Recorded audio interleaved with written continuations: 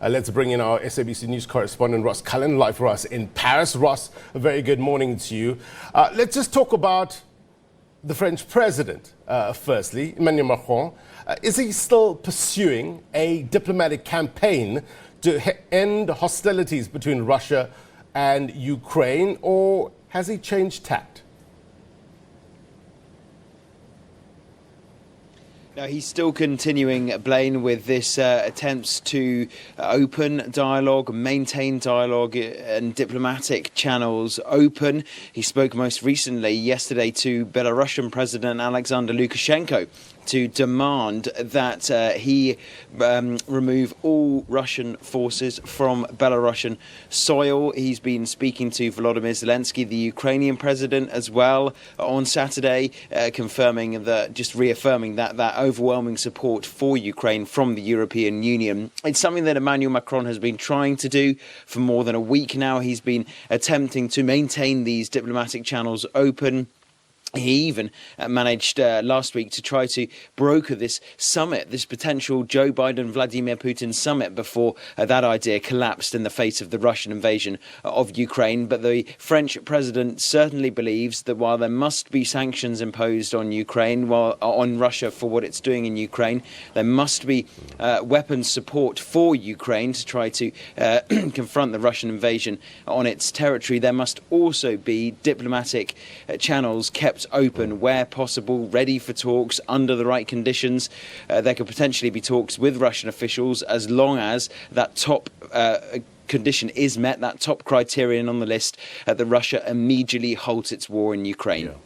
Yeah. Does President Emmanuel Macron feel that this is likely to be a protracted conflict between Russia and Ukraine? Is that the way he sees it?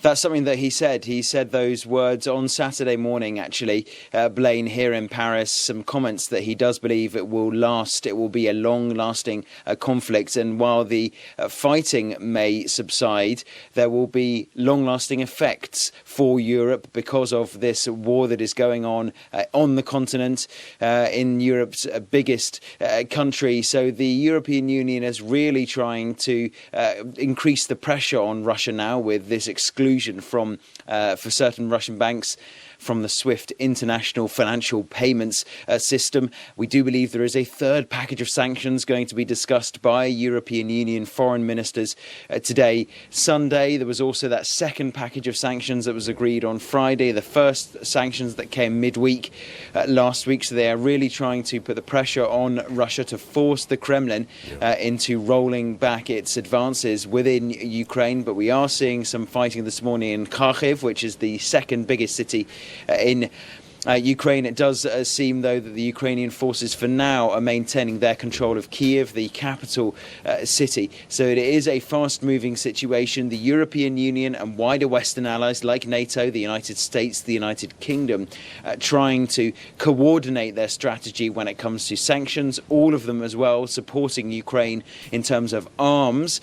We are seeing weapons flows, machine guns from Belgium, rocket-propelled grenade launchers from the Netherlands, ammunition from Poland, and the biggest move is Germany sending anti-tank weapons and missiles into Ukraine. Germany has had a long-standing taboo on sending lethal weapons into conflict zones, but the German Chancellor Olaf Scholz, Blaine, he has said is a turning point. The situation is so serious now in Ukraine. It is the German public and the German government's duty to support their friends in Ukraine, and so that has moved now from supporting them through sanctions on Russia and supporting them in diplomatic moves to now supporting them with an inflow of weapons. Yeah, that's a major shift, isn't it, from with regards to Germany? Also, I understand that the United States will be sending an extra additional 7,000 troops to Europe. That's the state of play with regards to the force. What about the sanctions and the consequences from the sanctions that the Western powers have taken against Russia? What sort of impact, Ross, will this have on, let's say, French exports?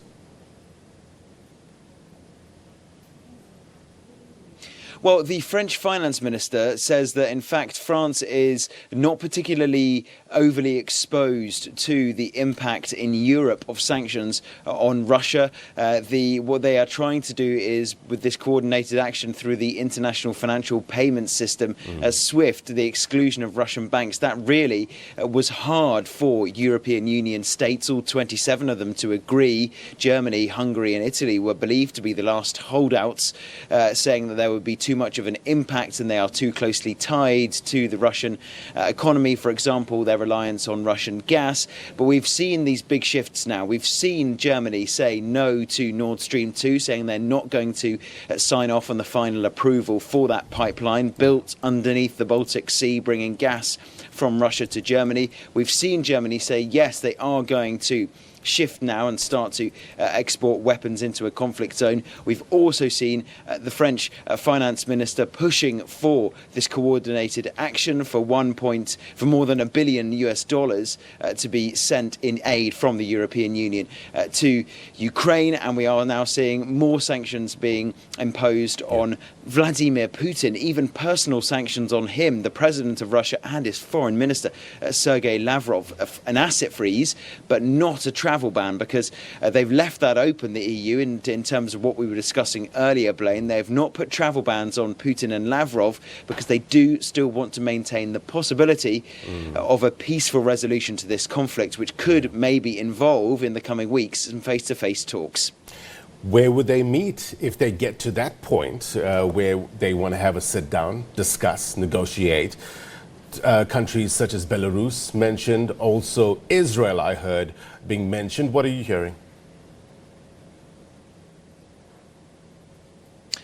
We are hearing that although there could be some lower level meetings in Belarus between Ukrainian and Russian officials, the Ukrainian President Volodymyr Zelensky, in close contact with Emmanuel Macron, the French leader, has ruled out him personally meeting on Belarusian soil, because he says that Belarus was used by Russia as a staging post to invade northern Ukraine. That's something that Emmanuel Macron says. He says Belarus was complicit in this Russian invasion. The NATO Secretary General, Jens Stoltenberg, he says that Belarus was an enabling state, facilitating this Russian invasion by hosting Russian tanks and Russian troops on its soil to be able to invade northern Ukraine from Belarus. So the Ukrainian president says we are ready for talks at any time, in any city, just not one in a country which is being used to launch attacks on our own nation. He said that we could meet in Turkey, in Istanbul, maybe in Poland, in the capital Warsaw.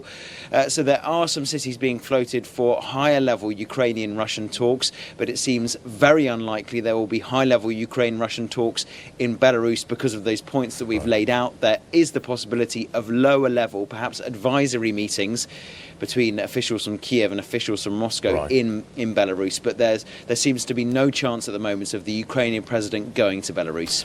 Ross, just before I let you go, according to reports, I understand that European Union foreign ministers will be expected to meet to adopt further measures in support of Ukraine. Expectations?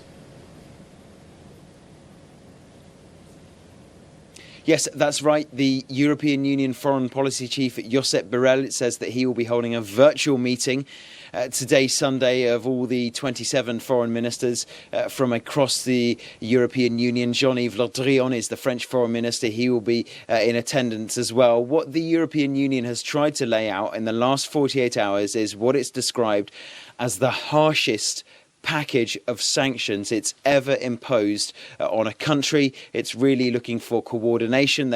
We've seen some states choose state by state to impose no-fly zones. There could now be a coordinated European Union-wide no-fly zone on Russian aircraft coming into European Union airspace. We've seen some states already impose that within the European Union, and other neighbouring countries like the UK bring a no-fly zone. And then we've seen a retaliation from Russia banning British aircraft from its airspace. There is likely to be further work on financial impact for Russia, more targeting of banks, more targeting of individuals. They have a long list of individuals they've been targeting bit by bit, and if there is no reaction from the Russian hierarchy, they move down and widen the net for the number of entities and individuals who can be sanctioned as well. And there could be a follow-up with further members higher up. We've already seen Vladimir Putin and Sergei Lavrov sanctioned. There could well be other members of the Russian cabinet targeted by the European Union foreign ministers meeting today, Sunday. Ross Cullen, live for us in Paris, France. Thank you very much indeed for your reporting.